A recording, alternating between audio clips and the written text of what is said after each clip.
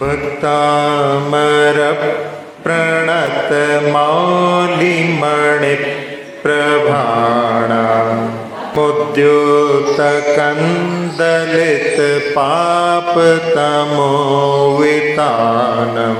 सम्यक प्रणम्य जिन पादयुगं युगादा वलंबनम भवजले पततांजनानां यः संस्तुतः सकलवाङ्मय तत्त्वबोधा दुद्भूत बुद्धिपटुभिः सुरलोकनाथैः स्तोत्रैर्जगत्रितैश्चेत्तहरैरुदारैः स्तोषे किलाहमपि तं प्रथमं जिनेन्द्रम्।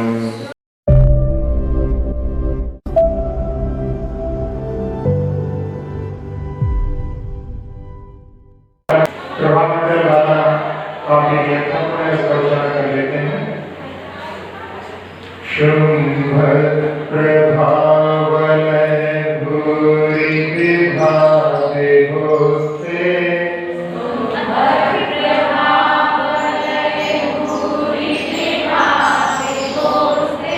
लोकत्रये द्युतिमतां द्युतिमाक्षिपन्ति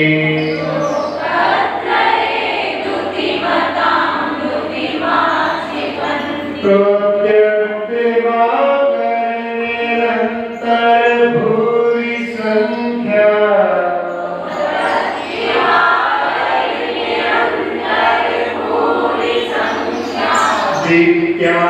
दित्याजयत्यपि निशामपि सोम सौम्या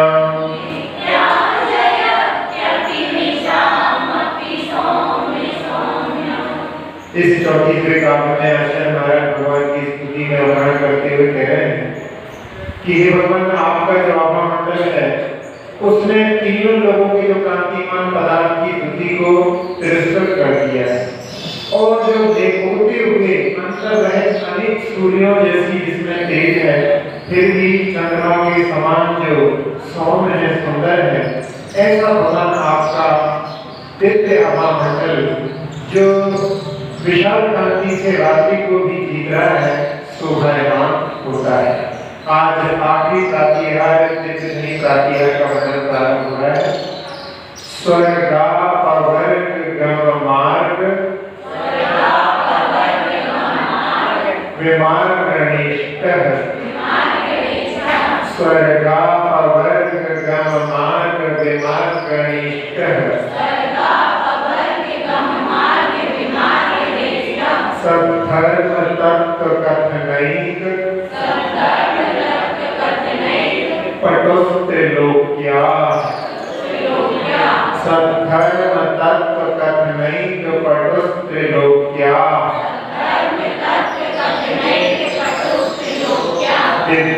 दिव्यध्वनिर्भवति ते विशदार्थ सर्व दिव्यध्वनिर्भवति ते विशदार्थ सर्व भाषा स्वभाव परिणाम गुणैः प्रयोज्यः भाषा स्वभाव परिणाम गुणैः प्रयोज्यः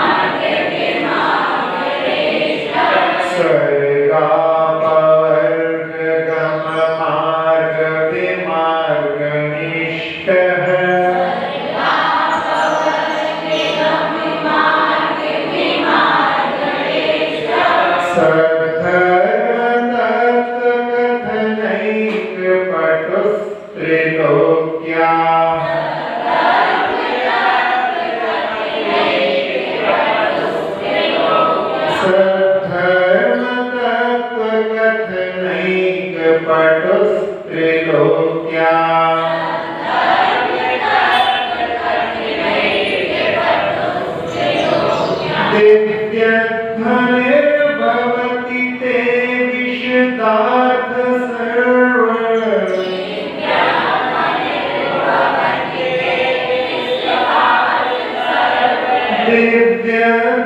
दिव्यध्वनिर्भवति ते विशदार्थ सर्व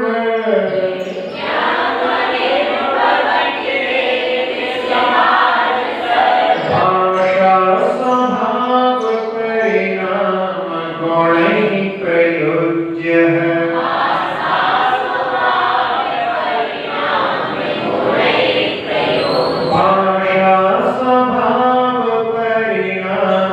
गुणैः प्रयोज्यः भाषा स्वभाव परिणाम गुणैः प्रयोज्यः इस काव्य में भगवान की स्तुति करते हुए आचार्य महाराज कह रहे हैं कि ते दिव्य ध्वनि, भगवान की जो दिव्य ध्वनि है, स्वर्ग अपवर्ग का मार्ग विमार्ग अनिष्ट, स्वर्ग और अपवर्ग, स्वर्ग को सब जानते हैं, अपवर्ग का अर्थ होता है अपवर्गः वर्गः इति अपवर्गः, वर्ग होता है त्रिवर्ग जिसको बोलते हैं धर्म अर्थ और काम, इनको त्रिवर्ग भी बोलते हैं, वर्ग भी बोलते हैं। तो इससे अतीत यानी चौथा जो मोक्ष है उसके लिए अपवर्ग कहा जाता है। तो स्वर्ग और मोक्ष को जाने वाले कम मार्ग विमार्ग अनिष्ट, विमार्ग शब्द आता है खोज के लिए। तो जो कोई खोज करना चाहते हैं उनके लिए भगवान की वाणी, जो भी स्वर्ग और मोक्ष का रास्ता खोलना चाहते हैं उनके लिए वो इष्ट है। त्रिलोक्या और तीनों लोगों के जीवों के लिए सद्धर्म तत्व कथने तो पढ़ो, समीचीन धर्म के तत्व सार स्वरूप को कहने में कुशल है।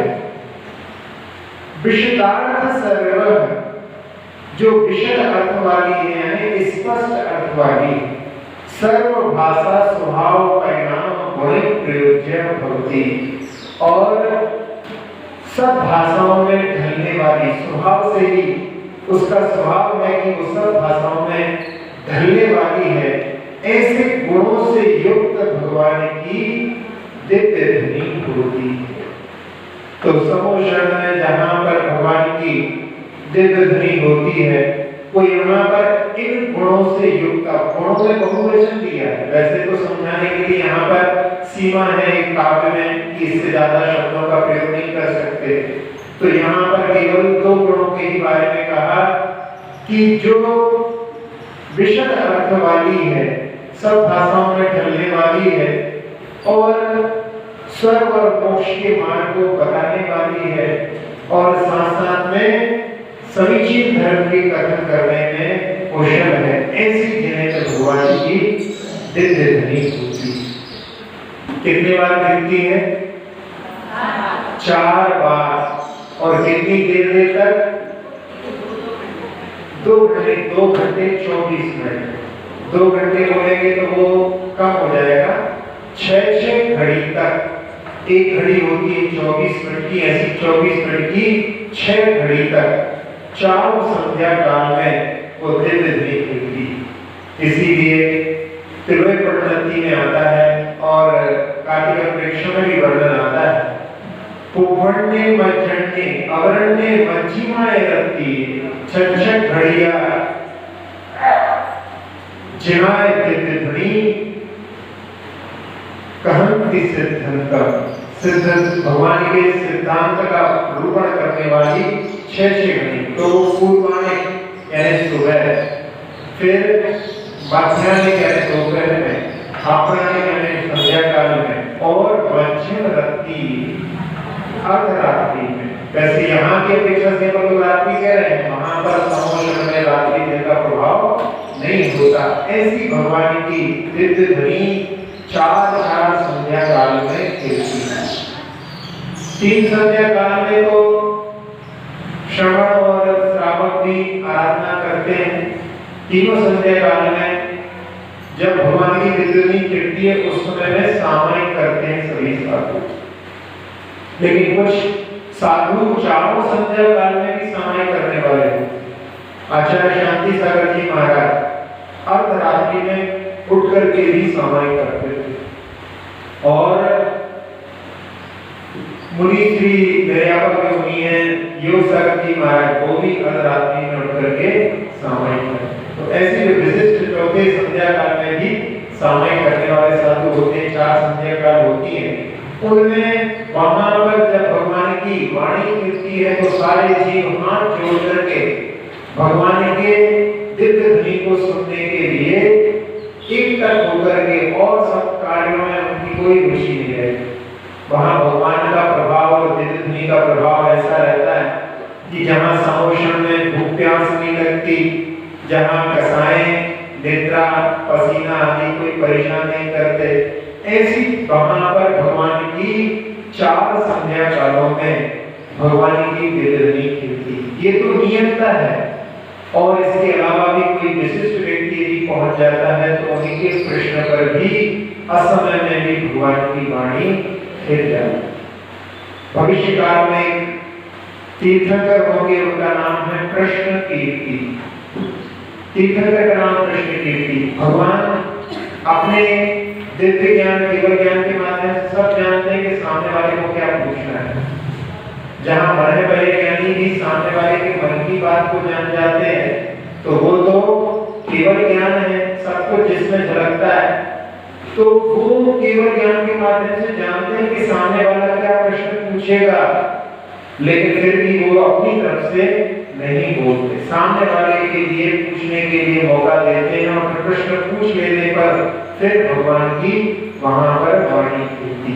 तो ऐसी भगवान की वाणी जो कि स्वर्ग और अपवर्ग, स्वर्ग और मोक्ष के जाने वाले मार्ग को बताने में उसके खोजने वालों के लिए सर्वश्रेष्ठ मार्ग बनाने वाली भगवान की वाणी होती, जिसमें आप लोगों ने कर्म सिद्धांत में तत्वाल सूत्र में भी केवल स्वर्गों की ही आयु के बढ़ने के प्रत्यय बताए। वहां पर मनुष्य आयु भी कैसे बनती है, नरक आयु भी कैसे बनती है, त्रिंश आयु भी कैसे बनती है, सबके प्रत्यय बताए। तो वहां पर जिन प्रत्ययों के माध्यम से जीव नरक में जा सकता है, बहुत आरंभ और बहुत परिग्रह बना नरक आयु के आश्रम का कारण है। तो इससे अपने आप को बचा करके, क्योंकि बाधक कारण का भी अभाव हो तब कार्य घटित होता है। फिर मायाचारी के माध्यम से त्रिंशणी प्राप्त होती है, अल्प आरंभ और अल्प परिग्रह, इससे मनुष्य आयु प्राप्त होती है। अपन लोग सब मनुष्य बने हैं तो पूर्व में थोड़े से परिग्रह में, थोड़े से आरंभ में हमने अपने जीवन को व्यतीत किया होगा। यदि हम इस भाव में उस प्रकार से नहीं जी पा रहे हैं तो फिर उसमें जो कुछ हमने पहले किया था उससे भी इस समय में स्थिति ठीक नहीं। तो इसलिए हमें उसके माध्यम से कम परिग्रह, कम से कम आरंभ में अपने जीवन को, घाटे का सौदा तो कम से कम ना हो। जितना अपन पहले करके आए हैं उतना तो कम से कम कर लें। और यदि उससे ऊपर उठना, यहाँ पर कहा कि स्वर्ग और मोक्ष के मार्ग को बदलाने वाली है, तो उसमें देवायु के लिए क्या प्रत्यय बताए हैं? एक समीचीन श्रद्धा और दूसरा संयम का मार्ग, ये देवायु के प्रत्यय हैं। तो इनसे इन मार्ग पर अपने को आगे बढ़ करके, और जो स्वर्ग और मोक्ष का मार्ग भगवान की वाणी बताती है उसका सहारा लेकर के अपने भविष्य के लिए सोपान इसके माध्यम से निर्मित कर लेना है। ये ही इस काव्य की पढ़ने की सार्थकता है। तो ऐसी भगवान की वाणी होती है कि जो खोज करने में, जो मुक्ति और स्वर्ग के मार्ग को बतलाने में सहायक है। आपके पास में 4 किताबें रखी हैं, एक गणित की रखी है, एक विज्ञान की रखी है, एक अर्थशास्त्र की रखी है और एक फोन की डायरेक्टरी रखी है।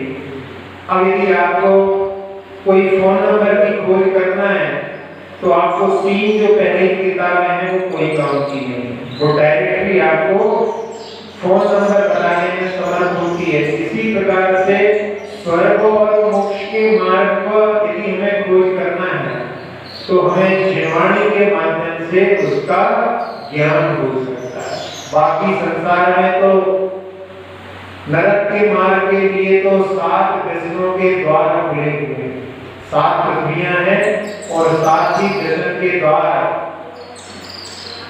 किन्हीं आचार्यों ने लिखा है कि उन नरकों ने अपने एजेंट इस मध्यलोक में बिठा रखे हैं 7 व्यसन के रूप में, कि जो उनके माध्यम से नरक का द्वार खोलना चाहे तो उन 7 व्यसनों में लीन हो जाएंगे तो नरक का द्वार उनका बिल्कुल नरक की सीट फिक्स हो जाए। लेकिन जो स्वर्ग और मोक्ष के मार्ग को प्राप्त करना चाहते हैं उनके लिए आचार्य अमित गति जी महाराज ने लिखा एक जगह, लोग कहते हैं कि हमको पुनः जैन धर्म प्राप्त हो, फिर से हमको जैन धर्म मिले, तो उस समय में उन्होंने कहा कि उसके लिए आपको यदि रिजर्वेशन करना है तो क्या करना पड़ेगा, रात्रि में 4 प्रकार के आहार का त्याग जिनका है उनका निश्चित है कि उनको जैन धर्म ही आगे मिलेगा, और जिनका त्याग नहीं है उनके लिए लिखा है वहां पर कि इनको जैन धर्म में जन्म हो सकता है लेकिन पक्का है। इसका मतलब क्या हो गया कि पक्का करना है यदि तो अपने को रात्रि भोजन खालिस जो है त्याग होना चाहिए, तब उसके माध्यम से जैन धर्म की प्राप्ति है।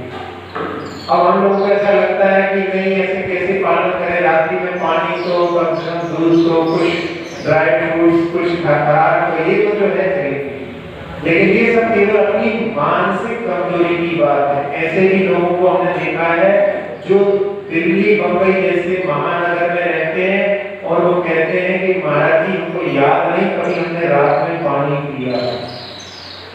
ऐसे महानगर में रहने वाले भी लोग वहां पर ऐसी निष्ठा के साथ में कार्य करने वाले होते हैं, उनका पक्का रिजर्वेशन है वो मुक्ति के लिए, वहां पर जैन कुल के लिए उनकी इस प्रकार की तैयारी। तो यहाँ कह रहे हैं आचार्य महाराज कि जो मुक्ति और स्वर्ग के मार्ग को खोजने के लिए कुशल है और तत्व का वर्णन करने के लिए भगवान की वाणी में जो वर्णन है वो कहीं और देखने के लिए नहीं मिलता। ऐसे तत्व का स्वरूप का वर्णन भगवान ने अपनी वाणी में किया है और साथ ही साथ में इसमें कह रहे हैं कि वो विशद होती है, स्पष्ट अर्थ वाली होती है, जहां कोई भी संशय संदेह नहीं रहता, ऐसी भगवान की वाणी रहती है। जब भगवान की साक्षात वाणी होती है तब उस समय में किसी के मन में कोई संदेह उत्पन्न नहीं होता। आप जरूर अपने पास में, क्योंकि उसको जो आगे चलते चलते इतना कई मतमतांतर भी उसमें आ गए हैं कि उसमें अपन लोगों के लिए भी यहाँ पर संशय आदि उत्पन्न हो जाता है, लेकिन फिर भी यदि प्रयास करें तो उसके माध्यम से भी कहीं ना कहीं समाधान मिल जाता है। और यदि कोई संदेह मन में रह भी जाता है तो आचार्य जी कहते हैं कि ऐसे कुछ प्रश्न भी अपने मन में रखना चाहिए कि जब कोई दिव्य ज्ञानधारी मिल जाए तो उसे पूछने के लिए भी कुछ होना चाहिए अपने पास। इसलिए दो मत भी मिलते हैं तो उसमें अपन दोनों मतों को अपने मन में रखो, जिससे कि अपन उनका निराकरण किसी दिव्य ज्ञानधारी से कर सके। और सभी भाषाओं में ढलने वाली, कहते हैं भगवान की वाणी निरक्षरी होती है, लेकिन जब वो कर्णपुर में प्रवेश करती है तो अक्षर में हो जाती है। जैसे पानी उसका कोई रंग नहीं होता, लेकिन वो जिस जगह पर जाता है वो उसी रंग में रंग जाता है। वही पानी जब नीम के वृक्ष में जाता है तो कड़वापन से युक्त हो जाता है, गन्ने की खेती में जाता है तो मधुर हो जाता है। वही पानी जब सीप के मुख में जाता है तो मोती के रूप में ढल जाता है, और वही पानी जब भगवान के प्रतिमा के ऊपर गिरता है तो गंधोदक के रूप में परिणत हो जाता है। तो ऐसे ही भगवान की वाणी भी जो जीव जैसा सुनता है उसको अपनी ही भाषा में वो वहां पर समझ में आने लगती है। 18 महाभाषाएं और 700 लघु भाषाओं से युक्त संसद आदि में भी ऐसे लैंग्वेज कन्वर्टर रहते हैं, ट्रांसफार्मर रहते हैं, जो कोई भी भाषा में वे इसको अन्य भाषाओं में परिवर्तित ट्रांसलेट कर देते, ट्रांसलेटर रहते हैं वहाँ। लेकिन यहाँ इतनी 700 लघु भाषा 18 ऐसे बड़े बड़े ट्रांसलेटर कंप्यूटर की जिसके सामने फैल हो जाए, वो वहाँ पर किसके माध्यम से होता है? मानव जाति के देवों के द्वारा। वो उसको परिवर्तित करते हैं, सब लोगों को अपनी अपनी भाषा में सुनाई देने वाला। और कहा उसमें कि हम कभी श्वास लेते लेते भी श्वास ले रहे हैं तो उस समय में तब बोल नहीं सकते, जब श्वास निकल रही हो तब बोलने में सहजता होगी। तो भगवान की वहां पर श्वास के द्वारा कोई भी अवरोध नहीं होता, भगवान की वाणी में श्वास का कोई भी प्रभाव वहां पर नहीं पड़ता। और साथ ही साथ में कहा आचार्य वीरनंदी जी ने आचार्य सार में कि दूरा सन्न समम, कभी कभी कोई एकदम जो बॉक्स रखा है उसके पास बैठ जाए तो उसके कान फटने लगते हैं, कोई बहुत दूर बैठा हो उसको सुनाई नहीं देता। लेकिन वहां समोसरण में मागध जाति देवों की ऐसी व्यवस्था रहती है, कहीं भी कोई बैठा हो उन सबके लिए वो भाषा बिल्कुल स्पष्ट और कोई कान में पीड़ा उत्पन्न करने वाली नहीं होती। तो दूरा सन्न समम और तद अभीष्ट तत्कम, आचार्य वीरनंदी जी ने जो वर्णन किया है कि सभा में बहुत से लोग बैठे हैं लेकिन किसी को मन में है कि हमको प्रतिमान योग सुनना है, तो वहां पर प्रतिमान योग सुनने के लिए उसको मिलेगा। जिसको कर्णानी योग सुनना है उसको कर्णानी योग सुनने मिलेगा। कोई यदि राम कथा सुनना चाहता है तो राम कथा सुनने मिलेगी, और कोई पांडव की कथा सुनना चाहता है तो पांडव की कथा मिलेगी। ऐसी जो है भगवान की वाणी का महात्म्य होता है। तद अभीष्ट तत्कम, ऐसी भगवान की वाणी कि कोई जीव सिद्धांत सुनना चाहे तो उसके लिए जीव सिद्धांत सुनने के लिए मिलता है, और यदि कोई कर्म सिद्धांत सुनना चाहता है तो उसके लिए कर्म सिद्धांत मिलता है। ऐसी भगवान की वाणी होती है, दिव्यध्वनि होती है।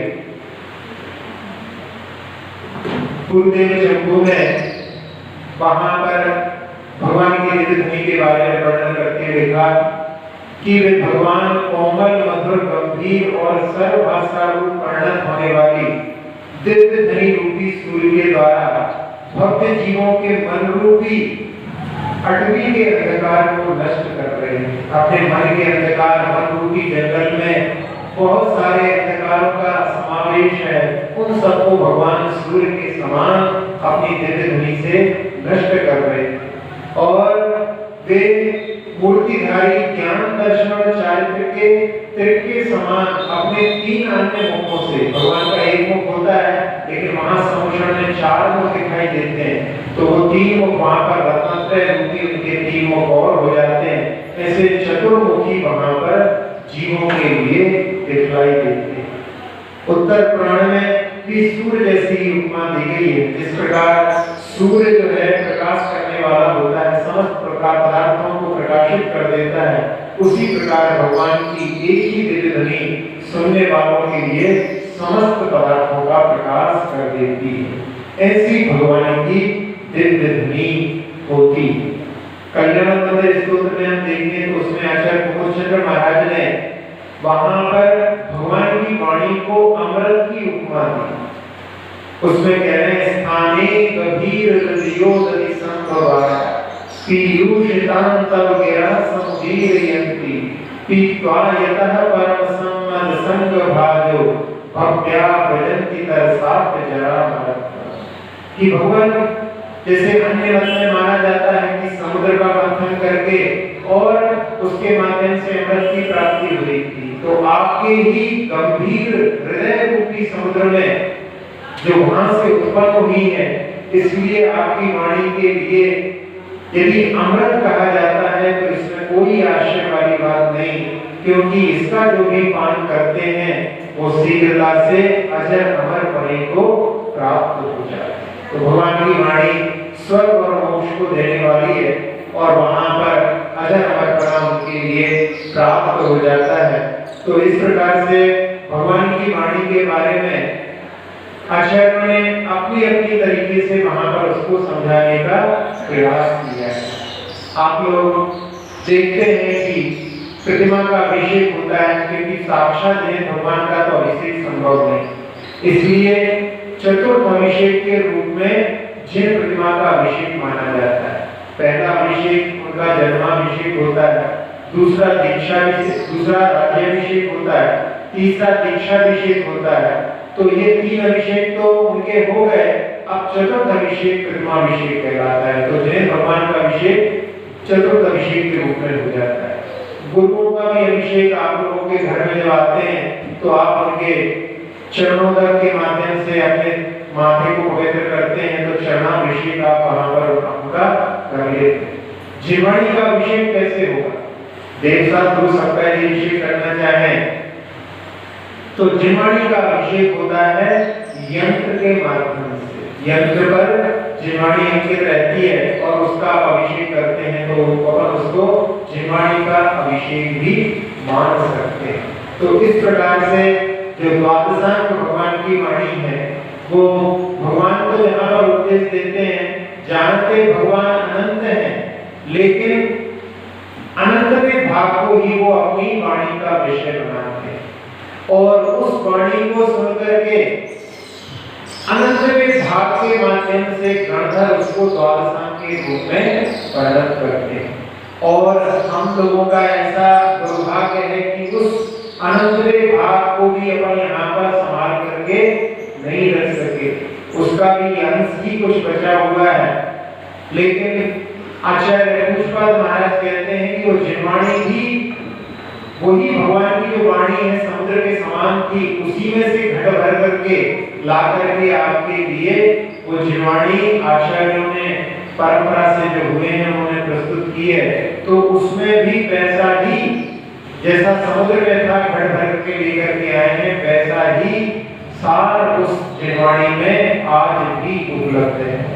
तो हम जिह्वाणी का पारायण करके उस जो दिव्य ध्वनि है उसका भी अपन अभी साक्षात्कार कर सकते हैं।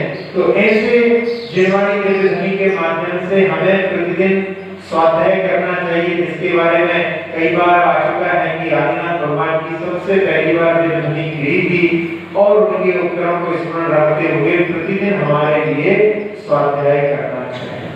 और यदि हम स्वाध्याय करें, धीरे धीरे जिह्वाणी के रहस्यों से परिचित हो सकते हैं और उसके माध्यम से हम बहुत सारे प्रश्नों का उत्तर देने में समर्थ हो सकते हैं। यदि आपसे प्रश्न किया जाए कि महाराज जी स्नान क्यों नहीं करते, क्या उत्तर देंगे आप? बोलिए।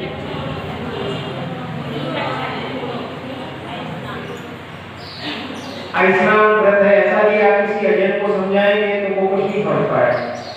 उसको तो समझाने के लिए प्रैक्टिकल तरीके से अपन समझा सकते हैं। एक बार आचार्य जी जब जबलपुर में थे, मड़िया जी में, उस समय जब इंदिरा गांधी का देहांत हुआ था 84 की बात, और उस समय मिलिट्री लगी हुई थी। मिलिट्री वाले वहां पर आचार्य जी को देखते थे और उस समय तो आचार्य जी का और यौवन था, तो देख करके कहते थे कि तुम्हारे महाराज जी कौन सी साबुन से नहाते हैं, बड़े सुंदर लगते हैं। तो जिनसे कहा तो उन्होंने कहा कि आप ही चलो, और उनको वहां पर लेकर के गए और उन्होंने जाकर के नमन करने के बाद में कुछ पूछना चाहते हैं, तो आचार्य जी ने कहा पूछो। तो उन्होंने कहा कि आप कौन सी साबुन से नहाते हैं? तो आचार्य जी ने कहा कि हम दिन में सनलाइट से नहाते हैं, और इतना बोल पाए वो कहने लगे हमने तो ऐसा सुना है जैन साधु स्नान नहीं करते। कहे कि आपने बात पूरी नहीं सुनी। हम दिन में सनलाइट से नहाते हैं और रात में मूनलाइट से नहाते हैं। मतलब हम कोई पानी आदि से स्नान नहीं करते हैं, सूर्य स्नान हमारा होता है, और वायु भी हमको पूरी सब जगह से स्पर्श कर देती, तो वायु स्नान भी चलता रहता है, और मंत्र का भी स्नान, ध्यान का भी स्नान हमारा चलता रहता है। तो इस प्रकार से, और जो ब्रह्मचर्य से युक्त होते हैं, ब्रह्मचारी सदा शुचि, इस दृष्टि से जो सदैव पवित्र हैं उनके लिए स्नान की कोई आवश्यकता नहीं। तो जो प्रकृति में रहने वाला है, प्रकृति में रहने वाले आप देखें, एक दो को छोड़ करके वो गई भैंस पानी में, बस उसके अलावा कोई स्नान नहीं करते। सारे जो प्रकृति में रहने वाले हैं उनकी स्नान की आवश्यकता नहीं पड़ती। मनुष्य का जन्म भी प्रकृति के रूप में होता है, लेकिन बाद में वस्त्रों को धारण करता है, वो विकृति है। उसको धारण करने के लिए आपको स्नान करना जरूरी है, आवश्यक है। लेकिन जो प्रकृति में रहते हैं उनके लिए स्नान करना जरूरी नहीं। वो प्रकृति में रह रहे हैं, प्रकृति में रह रहे हैं, नहाना उनके लिए विकृति है। तो इस दृष्टि से भी आप समझाएंगे तो फिर वहां पर वो अवश्य ही उसके महत्व को समझ सकता है और अपने जीवन में उसके प्रति श्रद्धांजलि हो सकता है।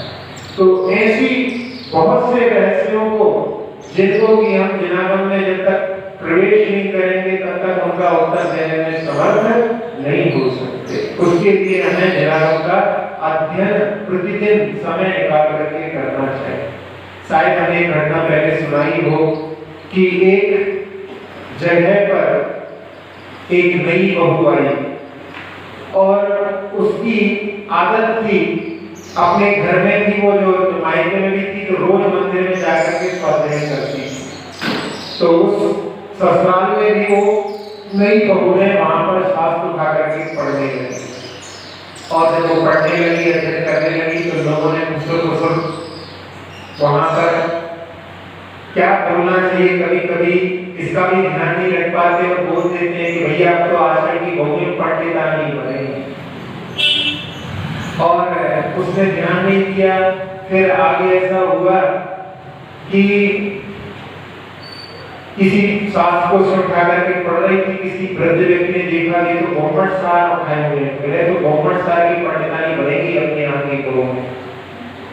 जब वो घर लौटी तो आज उसका चेहरा उतरा हुआ, रोज प्रसन्न होकर के मंदिर में आराधना करके लौट करके आती थी, और जब उसका चेहरा उतरा हुआ देखा तो पति ने पूछा क्या हो गया, तो उसने कहा कि कुछ कहा, लेकिन मैं उसका बुरा नहीं माना।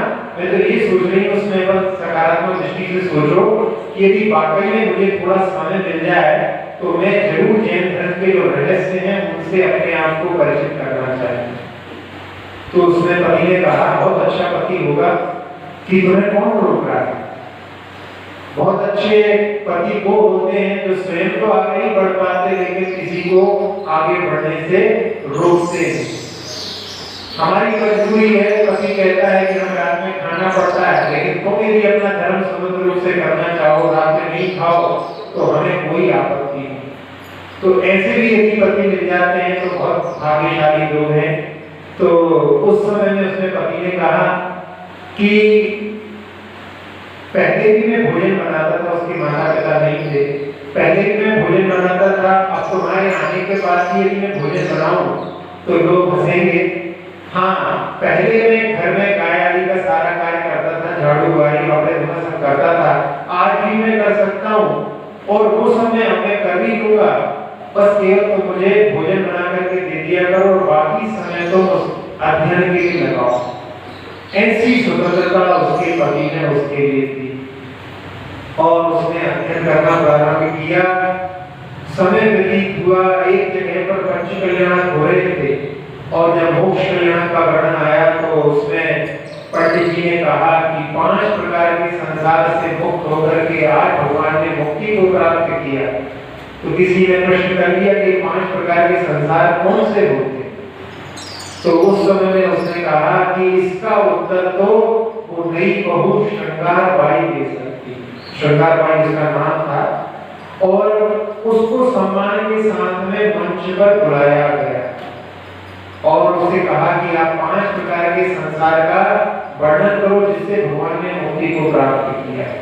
तो उसने गोमट सार कर्मकांड जीवकांड का अध्ययन किया था और वहां पर उसने ऐसा व्याख्यान 1.5 घंटे किया कि पूरी पंचकल्याण की जो सभा थी वहां पर पेट्रोल साइलेंस में सुनती रही और सब लोग वहां पर दांतों तले उंगली दबा करके कि वास्तव में इस नई बहू ने पंडितानी, हम भले इसको अपन यहाँ पर सम्मान से नहीं कह रहे हैं, नहीं कह रहे हैं, लेकिन इसने बड़े बड़े पंडितों से बढ़ करके अपने ज्ञान को दिखला दिया। तो ऐसा प्रभाव हम जिनवाणी का यदि पारण करें तो अपने जीवन के अंतर्गत अवश्य ही हम प्राप्त कर सकते हैं। तो यहाँ उस दिव्य ध्वनि के बारे में कहा जा रहा है जिसका पालन करके इस संसार में बहुत से जीवों ने स्वर्ग के मार्ग को प्राप्त किया और बहुत से जीवों ने मुक्ति के मार्ग को प्राप्त किया। वो कथानक व्यवहारगिरी पर्वत की गुफा में एक चोर रहता है। उसका नाम था लोभखुर और उसकी रोहिणी नाम की पत्नी थी। उससे उसके लिए रोहिणी नाम का एक पुत्र प्राप्त हुआ। और जो लोभखुर चोर था वो बड़ा ही निष्ठावान चोर था और उसका आतंक तो पूरे राजगढ़ी में फैला हुआ और वो सोचता था कि मेरा दबदबा इस राजगढ़ नगर में बना रहेगा। लेकिन कौन हमेशा युवा बना रह सकता है, बुढ़ापा सबको आता है। और एक दिन उसने खटिया पकड़ ली, पुत्र को बुलवाया। पुत्र उसके पास पहुंचा और उसने कहा कि बेटा कैसे तुमने मुझसे भी आगे बढ़ करके अपने जो पैतृक धंधा है उसमें सफलता प्राप्त कर ली है, लेकिन बस तुम एक वादा करो कि महावीर के समीप नहीं जाओ। जो अपनी बातों में सबको उलझा करके मेरे बहुत सारे मित्रों को उसने उनके धंधों से दूर कर दिया है। मैं नहीं चाहता कि अपना पैतृक धंधा बंद हो जाए, इसलिए तुम वादा करो कि उसके पास नहीं जाओगे। मेरी अंतिम इच्छा है, मेरे अब प्राण अटके हुए हैं तो केवल इसी बात में कि कहीं ऐसा ना हो कि अपना पैतृक धंधा बंद हो जाए। उसने अपने पिता की पीड़ा को देख करके और उस समय में वादा कर लिया कि पिताजी आप जैसा कहते हैं मैं उनके समीप में कभी नहीं जाऊंगा और आपके पैतृक धंधे को मैं और ऊंचाइयां देने का प्रयास करूंगा। हर्षित होते हुए उसके पिता ने वहां पर अपने प्राण छोड़े और वो रोहिणी चोर भी वहां पर और अपनी चोरी में कुशलता प्राप्त करते करते और तांडव फैलाने लगा। कई सेठ बड़े परेशान कि चोर पकड़ में नहीं आता और उन्होंने जाकर के राजा शनिक से निवेदन किया कि यदि ऐसी ही परेशानी रही तो हमें ये नगर छोड़ करके जाना पड़ेगा।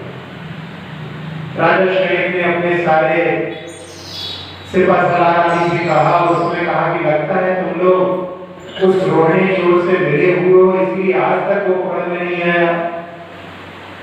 और सुन करके महामात्य अभय कुमार वहां पर कहते हैं कि महाराज मैं जिम्मेदारी लेता हूं कि कुछ दिनों में वो चोर आपके सामने ला करके पेश करूंगा। वहां पर जितने भी सिपाहीदार उनकी जान में जान आई, लग रहा था आज तो छुट्टी होने वाली है।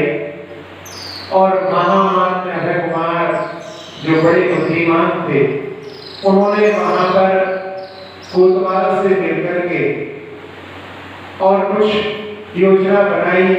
उस नगर के 4 दरवाजे थे, उस रात में चारों दरवाजों को खुला छोड़ दिया। रोहिणी चोर जब वहां पर प्रवेश करता है और उसमें देख करके दंग रह जाता है कि आज तो सारे दरवाजे खुले पड़े हुए हैं और वो सोच रहा था कि क्या कारण हो सकता है।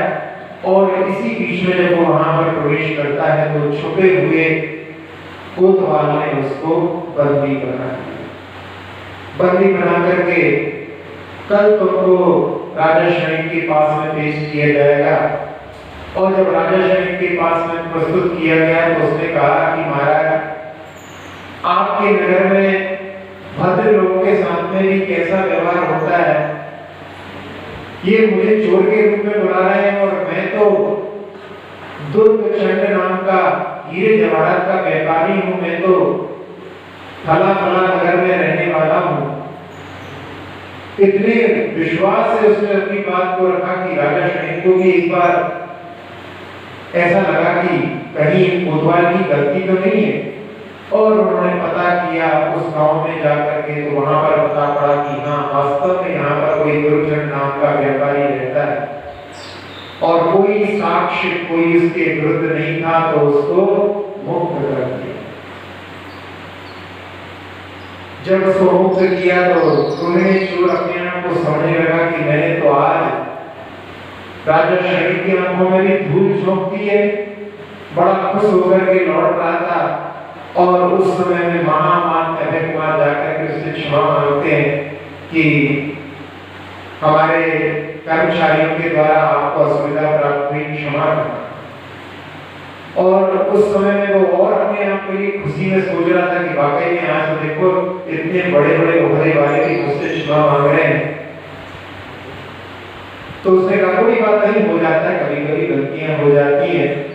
और वो जाने लगता है तो महामान अभय कुमार कहते हैं कि आप इतने अच्छे व्यापारी हैं, हम आपसे मित्रता करना चाहते हैं, आप हमारे घर में आते तो स्वीकार करें। पहले तो उसने नानोवर की और फिर बाद में कि इतने बड़े व्यक्तियों के साथ में उठना बैठना होगा तो अपने लिए आगे के लिए अच्छा रहेगा, ऐसा सोच करके उनके घर में उसने आतिथ्य को स्वीकार कर लिया। और उधर भोजन कराते कराते बीच में किसी पेय में उसको बेहोशी की दवा वहां पर पिला दी। जब वो बेहोश हो गया तो उसके लिए ऐसी जगह पर लाया गया जो स्वर्ग जैसी लगने में देखने में लगती थी, और वहां पर ऐसी सेविकाओं को रखा गया जो स्वर्ग की अप्सराओं को भी मात करने वाली। और वो वहां पर पहुंच गया और वहां पर पहुंचा दिया गया। जब उसके लिए जब उसका होश आने लगा, बेहोशी उसकी दूर होने लगी, और उस समय वो देवियां कहने लगी कि धन्य है आपका स्वागत इस स्वर्ग में किया जा रहा है, आप इस स्वर्ग में पधारे हैं। आप अपना परिचय बताइए कि आपने जीवन में क्या क्या किया है जिसके माध्यम से आप इस स्वर्ग में आए हैं। और उस समय में वो जब देखता है तो उसके पहले एक घटना जो उसके जीवन में घट चुकी थी, पिता के मना करने के बावजूद भी उसको भगवान के समोषण के निकट से गुजरना पड़ा। हुआ ऐसा था कि वो अपनी पादुकाएं पहन करके चोरी करने गया था और सेठ ने जगने के कारण में वहां पर आवाज की तो अपनी पादुकाएं छोड़ करके भाग रहा, और भागते भागते उसके लिए समोषण के पास से गुजरना पड़ा। और उसने सोचा कि पिता ने मना किया है तो इनकी बात भी नहीं सुनना है। अपनी दोनों कानों में उसने उंगलियां डाल दी और इसी बीच में कांटे पर पैर पड़ा। मजबूरी में उसको अपने हाथ को निकालना पड़ा और उसी बीच में दिव्य ध्वनि का कुछ अंश उसके कान में प्रवेश पड़ गया कि देव जो होते हैं उनकी आंखों की पलकें नहीं झपकती, उनकी परछाई नहीं पड़ती, वो जमीन को स्पर्श नहीं करते, उनके हार मुकुट आदि जो मालाएं आदि रहती हैं वो कभी मुरझाते नहीं। और यहाँ वो देख रहा है, वैसे तो पहले उसने इसको भुलाने का कई बार प्रयास किया, लेकिन जितना भूलने की कोशिश करता वो उतना ही और उसको याद आती जाती। वही संस्कार बन गया कि बाकी सब चीजें तो याद करने पर ना है, लेकिन जिसको भुलाना चाहता था वो उसके बिल्कुल दिमाग में देखा गया। और यहाँ पर देखता है कि इनके गले की जो माला है वो मुरझा रही है, इनके तो पैर भी जमीन पर पड़ रहे हैं, परछाई भी पड़ रही है, और इनकी आंखों की टिलकार भी वहां पर दिखाई दे रही है। और वो समझ गया कि ये तो षड्यंत्र है। उसने कहा कि मैं तो बड़ा श्रेष्ठी था, मैंने बहुत दान दिया, उसके कारण मैंने इस स्वर्ग में जन्म लिया। और उधर भी उसके मुख से जब कुछ नहीं सुना गया तो उसको वहां से भी छोड़ दिया गया। और उस समय में वो विचार करता है कि मेरे पिता ने तो स्वार्थ के कारण में मुझे वाणी से दूर रखा था, मुझे नरक के मार्ग को दिखाने का उन्होंने पूरा प्रयास किया। स्वयं तो नरक में गए ही हैं और मुझे भी नरक की खींचने के लिए कार्य कर रहे थे, लेकिन वो वाणी सुनकर के मैंने इस बंधन से मुक्ति प्राप्त की है। अब मैं उनकी ही शरण में जाऊंगा और उनकी शरण में जाकर के स्वर्ग और मुक्ति के मार्ग को उसने प्राप्त कर लिया। तो ऐसी भगवान की वाणी होती है जो कि स्वर्ग और मुक्ति के मार्ग को दिखाने वाली होती है। और भगवान की वाणी के माध्यम से बहुत सारे लोगों ने अपने जीवन में कल्याण को प्राप्त किया है। हम लोग भी भगवान की वाणी का आश्रय लेकर के अपने लिए मुक्ति का मार्ग प्रशस्त कर सकते हैं। एक राजा पद्मरथ हुए जो कि नास्तिक थे, लेकिन एक बार शिकार करने के लिए गए और वहां पर एक खरगोश को पकड़ने के चक्कर में एक गुफा के अंदर प्रवेश किए और वहां पर मुनिराज को देख करके पहली बार उनका सिर किसी के सामने झुका और उनकी वाणी सुनकर के लगा कि वास्तव में मैंने अभी तक कुछ भी प्राप्त नहीं किया। और महाराज से प्रशंसा की कि महाराज इतनी अच्छी मधुर वाणी आपकी है, इस संसार में क्या कोई दूसरा भी है जो आपकी जैसी उपदेश देने में समर्थ हो? तो उन्होंने कहा हमारी वाणी तो कुछ भी नहीं है। इस समय तो तीर्थंकर वासुदेव जी भगवान का समोषण लगा हुआ है, तो उनकी शरण में जाओ। और वो वहां से सीधा संकल्प करके अपने घर लौटता है और वासुदेव भगवान की शरण में पहुंचता है। बहुत विघ्न बाधाएं आती हैं, लेकिन संकल्प के माध्यम से वहां पर पहुंचता है और एक बार भगवान के दर्शन करके उनकी वाणी सुन करके ऐसा परिवर्तन आ जाता है। पहले तो नास्तिक था, आस्तिक बना और इस बार तो सीधा दीक्षा धारण करके गणधर के पद को प्राप्त कर लिया। और गणधर नियम से मुक्ति को प्राप्त करते हैं, उसने मुक्ति को प्राप्त कर ली। तो ऐसी भगवान की वाणी का महात्म्य इस काव्य के माध्यम से अपने समझने का प्रयास किया। अब इसके पद्य अनुवाद को देख लेते हैं।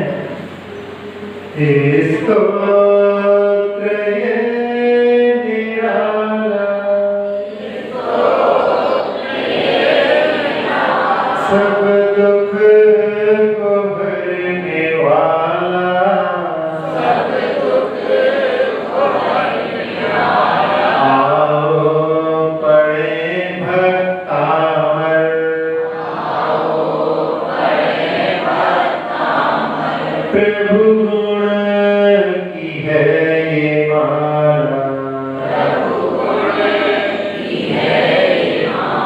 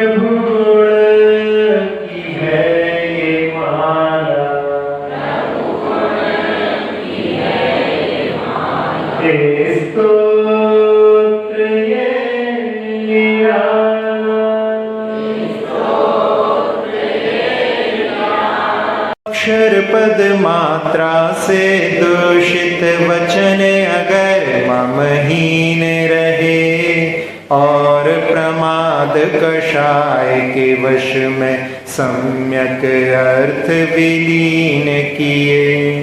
जिन वाणी माता मेरी उन सब त्रुटियों को क्षमा करें। दें आशीष शीघ्र हम सबको केवल लब्धि रमा मिले। प्राप्त हमें हो बोधि समाधि परिणामों की शुद्धि हो। निज आत्म उपलब्ध हमें हो। शाश्वत सुख की सिद्धि हो। चिंतित वस्तु दात्री माता चिंतामणि उपमा भाती। करो वंदना पूर्ण विनय से चरण रखूं मैं ये पाती। कर जिन वाणी स्तुति तन की ममता टार। महामंत्र का जाप अब सभी जपें नव बार।